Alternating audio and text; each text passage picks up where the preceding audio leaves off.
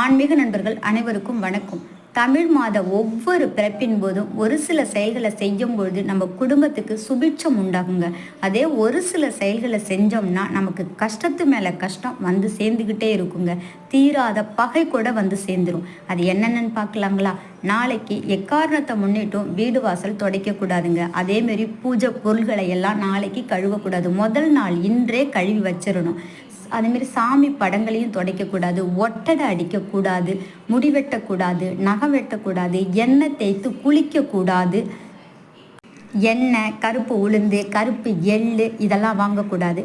கசப்பான பொருள்கள் சமைக்கக்கூடாது. நாளைக்கு இரும்பு ஜாமான்களை வாங்கக்கூடாது. கூர்மையான ஆயுதம் யாரும் பக்கத்து வீட்டில் இருந்து கூட கடனாக வாங்கக்கூடாது. கூட பிறந்த சகோதர சகோதரிகள்கிட்ட வம்பு வச்சுக்க கூடாதுங்க. அப்புறம் நம்ம காலம் ஃபுல்லாகவே பிரிகிற நிலமை வந்துடும். யாரையும் அழ வைக்கக்கூடாது, நாமளும் அழக்கூடாதுங்க. கடைபிடிச்சு பாருங்க, நிச்சயம் உங்கள் வாழ்க்கையில் நீங்கள் ஜெயிக்கலாம். நன்றி, வணக்கம். மீண்டும் ஒரு நல்ல பதிவில் சந்திப்போம்.